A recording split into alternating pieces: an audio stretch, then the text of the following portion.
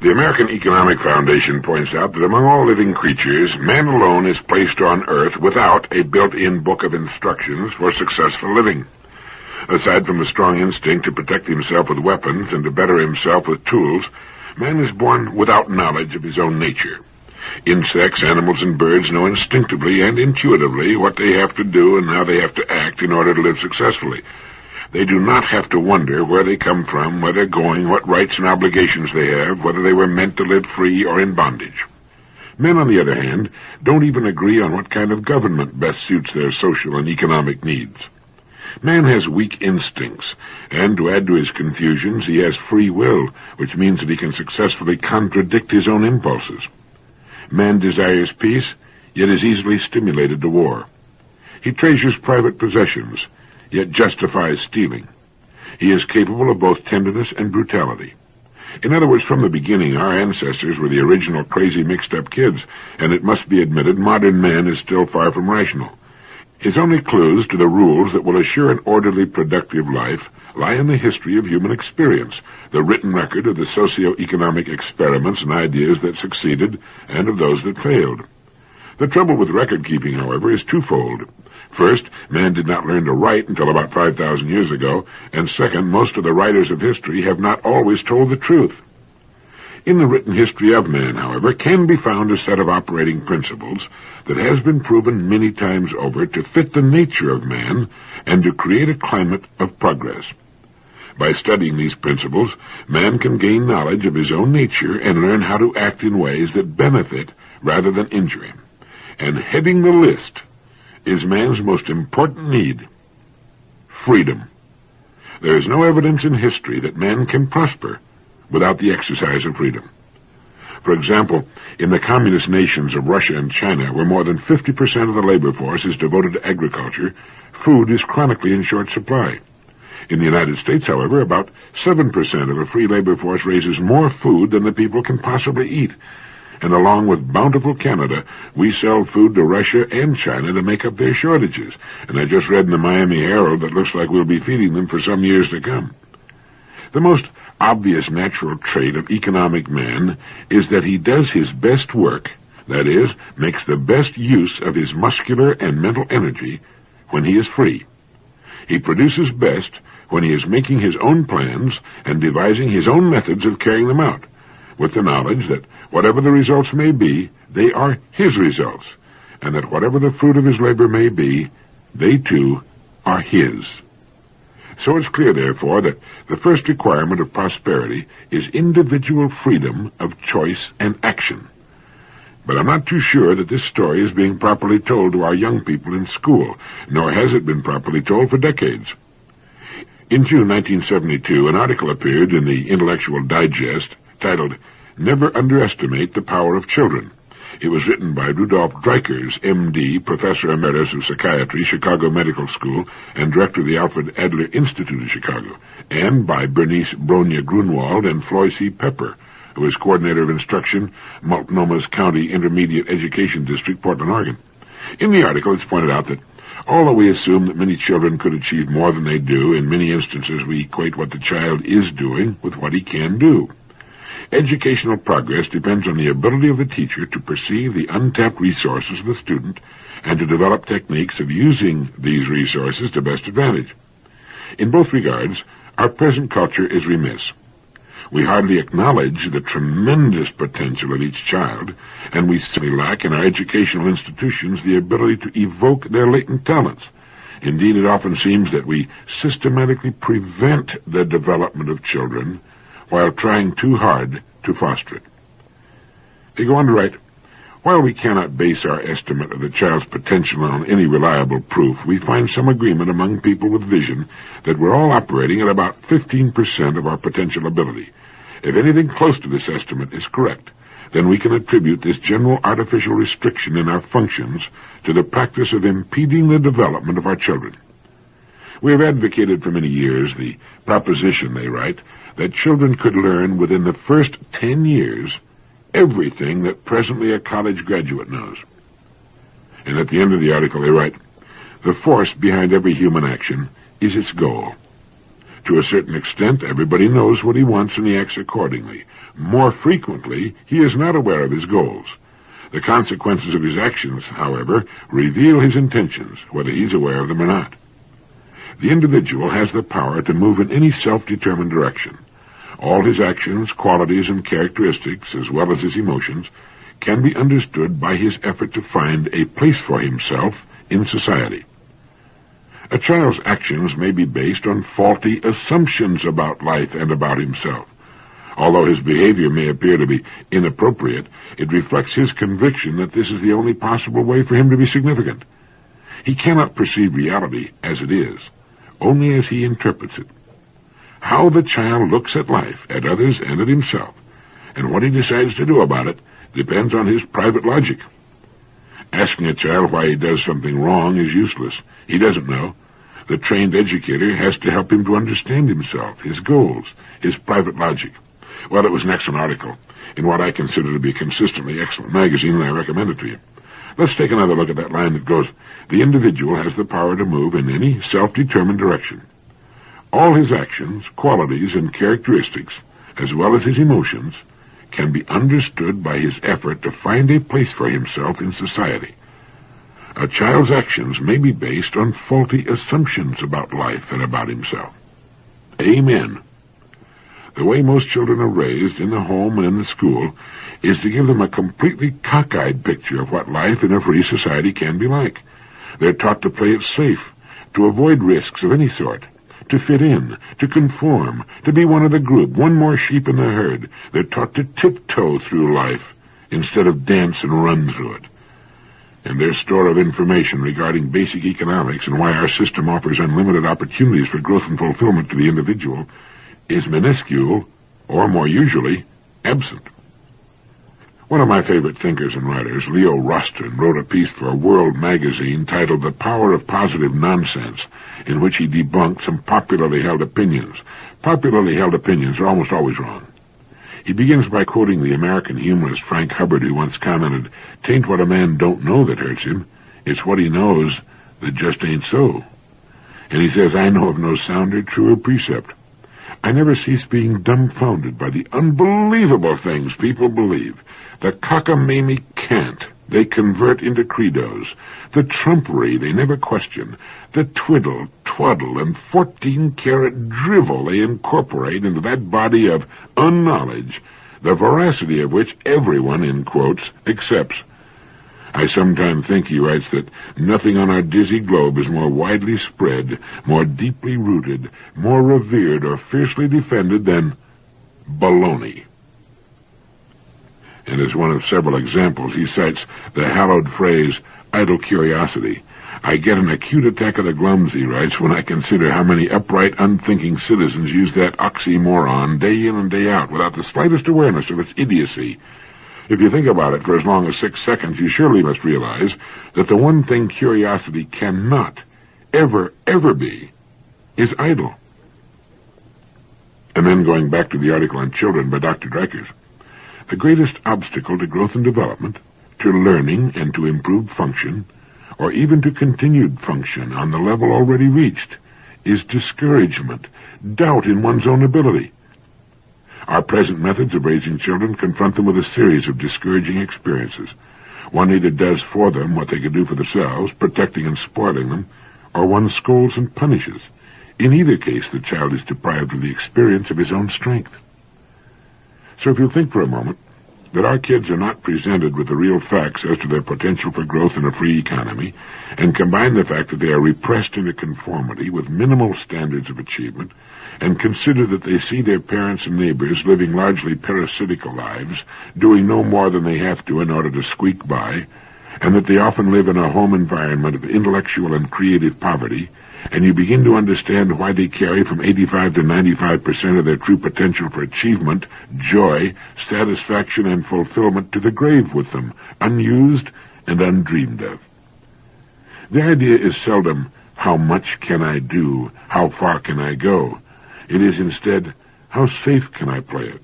How can I get by with a passing grade? How can I keep out of trouble? and the odds are about 95 to 5, give or take a few percentage points either way, that you and I were raised in that kind of an atmosphere, one of passive submission. The way millions live in our society, they might as well be living under a communist or socialist form of government, with all decisions being made for them by a small group at the top. Except for going to the polls on election day, they're really not free at all. They tread a narrow path and live in a state of uneasy anxiety. They're taught to live that way, and they never get over it.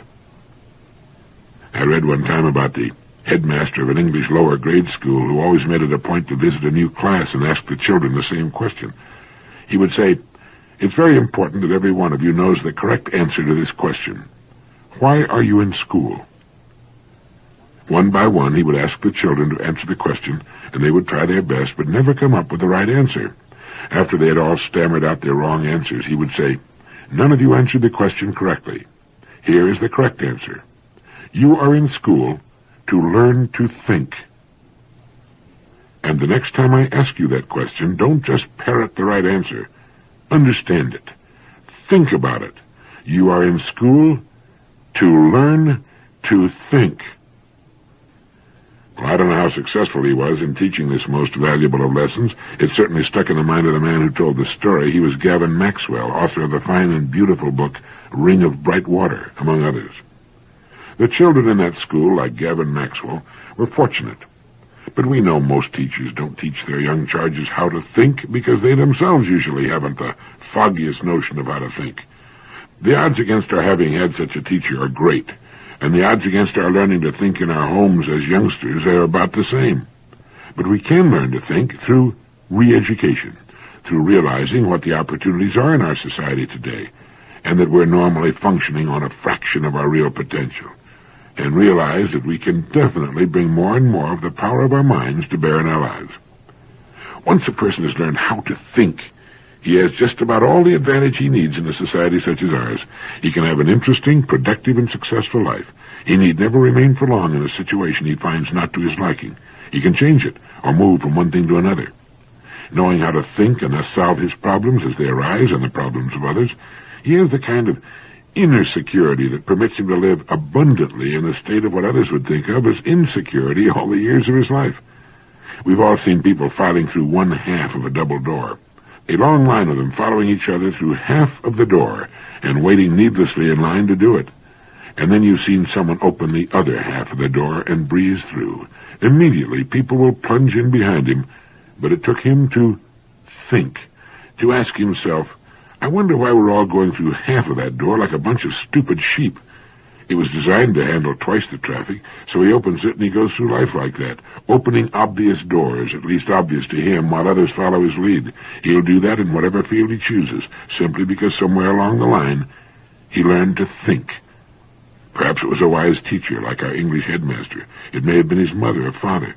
But somewhere along the line he learned of the almost limitless power of his mind. He learned to be curious. He learned about the gold mine between his ears, and he formed the habit of using it. Successful people are not people without problems, as a wise educator once put it. Problems are much the same for all of us. Successful people are simply people who've learned to solve their problems. They've learned to think. We mentioned at the beginning that the first requirement of prosperity is individual freedom of choice and action. Several years ago, Frederick R. Capel, chairman of the board of the American Telephone and Telegraph Company, told about a study the Bell system made of the relationship between profits and performance in American industry. They started with two questions. Does profit do anything? Is it only a result, or does it also cause things to happen that affect our economy? Their conclusion was that good profit, good business performance, and healthy economic progress all go together. But the men who made this study went further. Good profit, they suggested, does much more than parallel good performance. It's one of the essential factors in bringing good performance about. The other essentials named were good management and a good product. In other words, good profit is by no means merely a result. It is also causative, dynamic, and energizing. Of the businesses analyzed, those that earned well had better growth records, with all that connotes of value delivered to consumers, than those that earned poorly. The more profitable companies put more investment, including more retained earnings, into new and improved equipment. They did more research and more innovating. They offered better job opportunities, and they contributed more to community well-being. Thus, the study group suggested that good profit should be regarded as a prime cause of economic and social progress. Profit, they felt, is not merely an end result of the business process, but a lively, functional element that does indeed cause things to happen. Now, this is the point that so many well-meaning but off-base social reformers miss. They keep seeing profit and the average working person as somehow separate and unallied. They fail to see how profit earned by a commercial organization can do any good at all for society as a whole. But that's exactly what it does best. Profits are not drained off and put in vaults or buried in bomb-proof caves. Profits go to work. They're invested right back into the economy in the form of new and better tools, expanded industry and products and services. Profits go into the pockets of all the people. The best-paid human beings on Earth, with the highest standards of living on Earth, will always be found in the zones of profit. The least profitable a company or a country or an entire part of the world, the more downtrodden will be its people in all areas of their lives. They will have less money, less food, poorer shelter, poorer schools, poorer medical attention, and so on. Profits to a business can be compared to a salary for a person. The more there is, the more gets pumped back into the economy, the more is spent.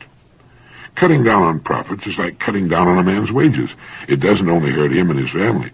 It hurts the whole community. Everybody loses. Even taxes come out of profits. Profit is a prime cause of economic and social progress. It is not merely an end result of a well-managed business, but a lively, functional element that causes things to happen. And I believe that we're swinging around to a well-ordered, human-directed attitude toward business and profits never before known in the human community. I don't think we've even gotten started yet. For every good idea that's been developed in the past, there are 1,000. There are 10,000 yet to be developed.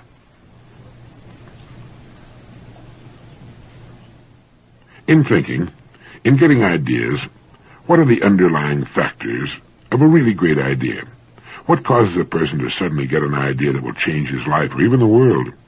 One of the best descriptions of exactly what it takes was written by John Livingston Lowes, who lived from 1867 to 1945. He said that a great idea requires 3 vital factors which he called the well, and the vision, and the will. The well is our store of knowledge, of facts. It's the great chaotic jumble of facts, ideas, and information that we've stored away in our mental computer. The more the better. That's why, as Leo Roston says, there's no such thing as idle curiosity. John Lowes puts it this way. The notion that the creative imagination, especially in its highest exercise, has little or nothing to do with facts is one of the pseudodoxia epidemica which die hard. He means, of course, that if you think great ideas can come from a shallow well, you're probably as wrong as you've ever been in your lifetime. The deeper and better stocked your well of information, the better. Next, the vision. You need some arresting stimulus, which often comes by accident, to give you the enlightened vision you need. He put it this way. In genius of the highest order, the sudden, incalculable, and puissant energy which pours up from the hidden depths is controlled by a will which serves a vision, the vision which sees in chaos the potentiality of form.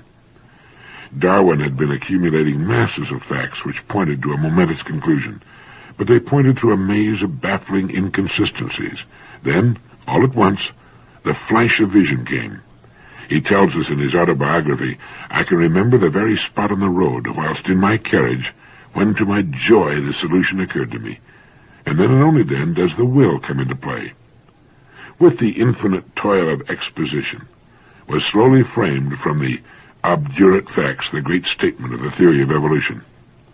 For Milton, the leap of the imagination in a garden at Woolsthorpe on a day in 1665, from the fall of an apple to an architectonic conception cosmic in its scope and grandeur, is one of the dramatic moments in the history of human thought. But in that pregnant moment there flashed together the profound and daring observations and conjectures of a long period of years, and upon the instant of illumination followed other years of rigorous and protracted labor before the Principia appeared. With all great ideas, there was first the long collection of information for the deep well of the subconscious mind, the storage of information. Then, the vision, the great idea itself.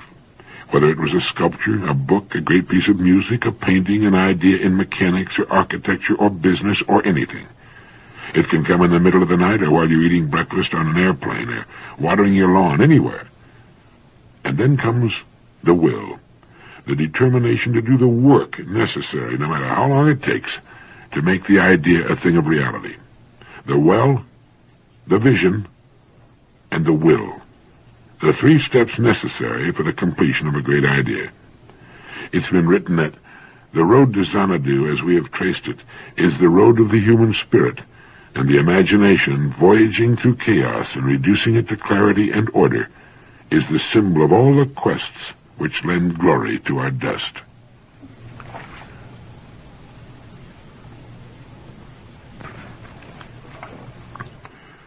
In talking about ideas that we want to pass along to our kids, in school and more importantly in the home, of all the qualities that parents can instill in the children, which would you say is the most important?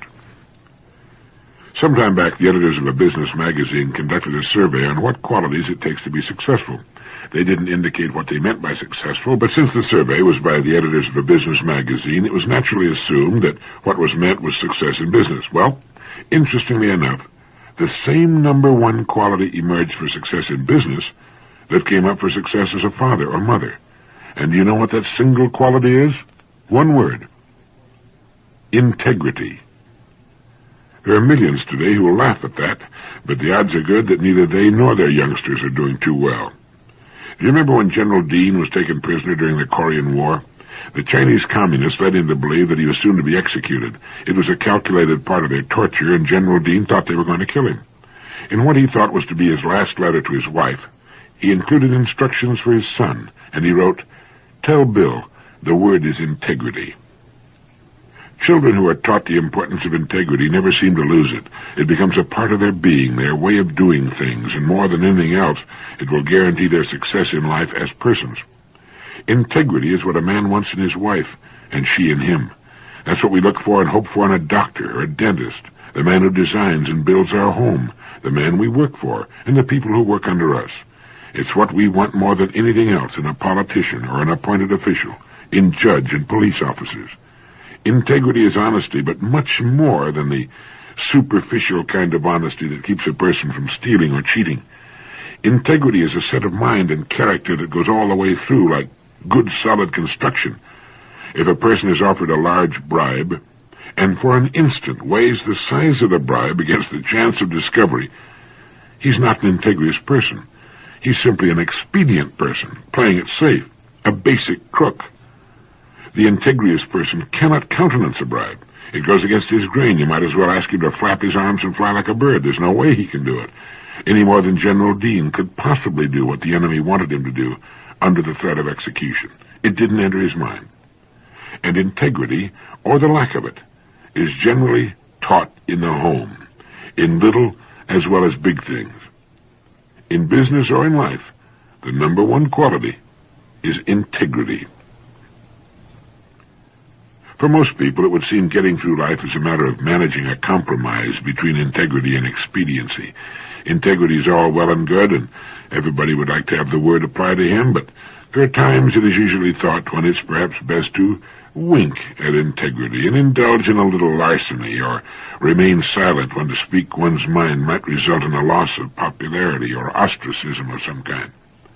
As Ortega tells it, the human creature is born into the world in a natural state of disorientation.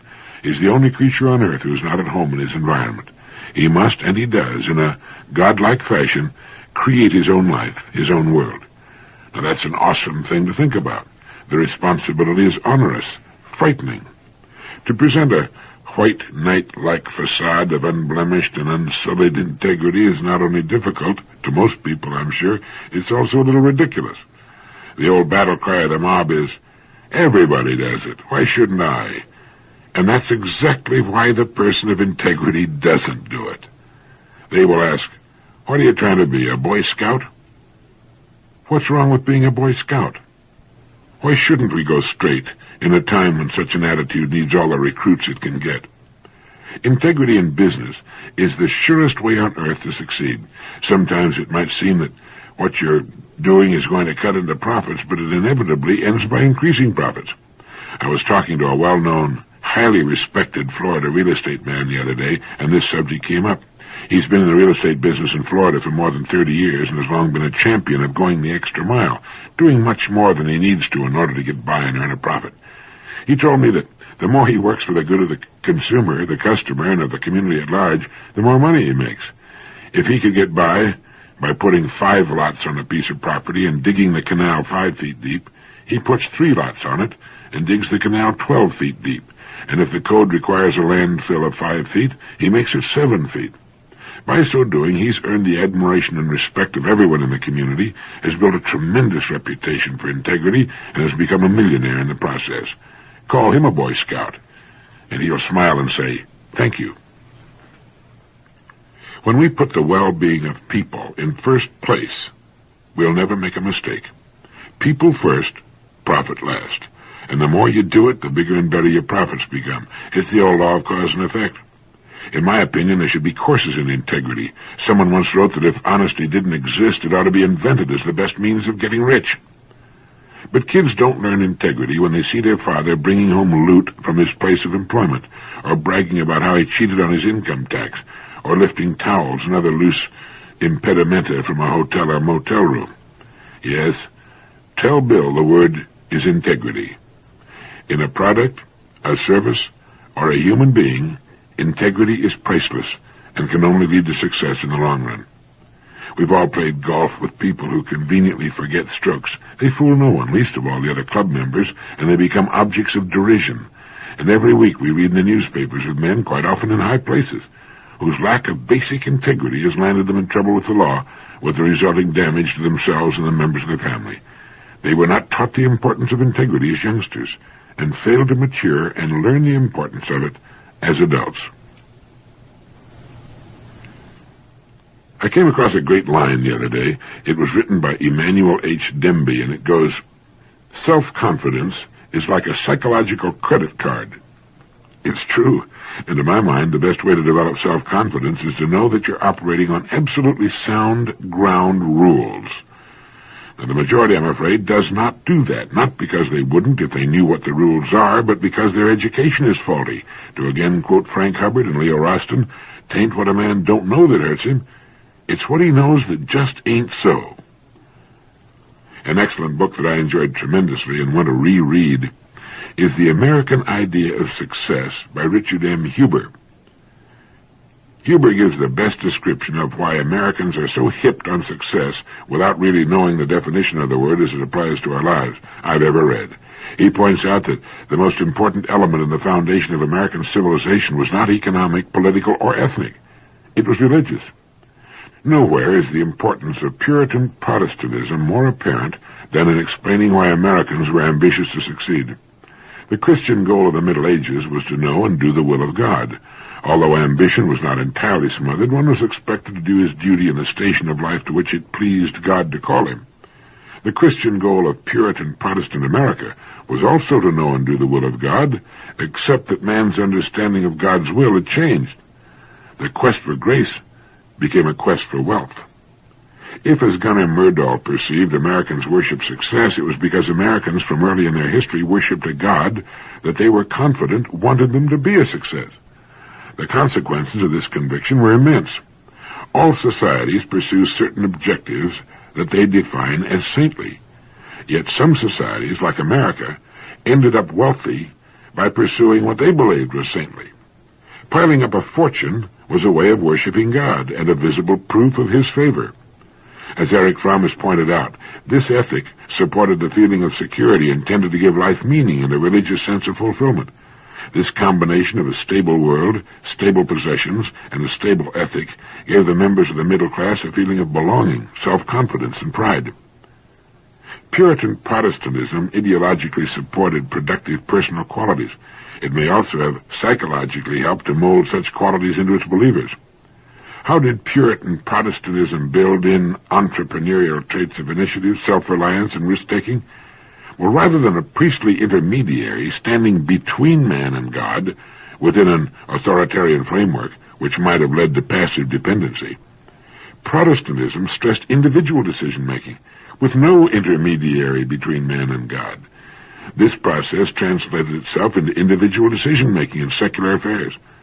The burden of private judgment with respect to sin was carried over to an acceptance of the burden of private judgment in business, a confidence in oneself to make decisions, to innovate, to act. This foundation of religious values and their psychological consequences was strengthened by other causal forces that helped to explain why Americans were ambitious to be successful. Puritanism struck at laziness with the stick of guilt.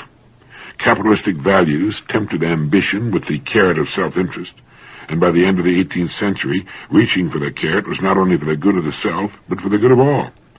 Adam Smith pronounced the doctrine that the justification for the unregulated pursuit of one's own self-interest was the generally unintentional promotion of the public welfare.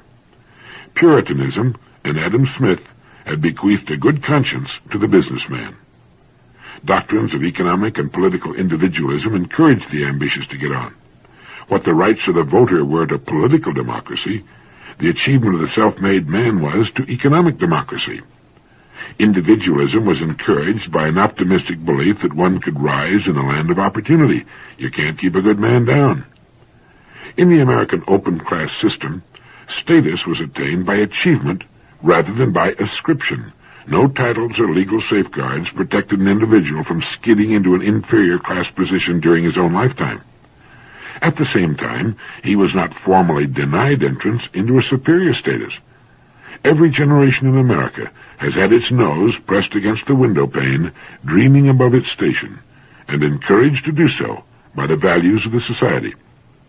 And one of the shaping influences for this competitive drive was the school system. Americans had faith in education as an escalator to lift their children to a higher economic and social position. Designed to arouse the competitive drive in children was a whole battery of marks, prizes, and degrees from the first grade through high school that measured how a student stacked up against his schoolmates. What instilled ambition in a child was a process of thinking in which achievement was measured by a recorded reward. After graduation, the reward was simply shifted to money. And the drive for money was occasioned by more than just the desire for money and what it can buy.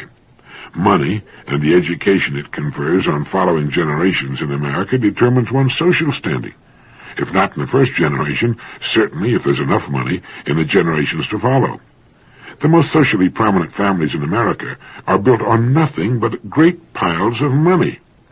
Some of them may be able to trace their ancestry to the Mayflower, but passage on that small and beat-up vessel was not obtained by one's social standing.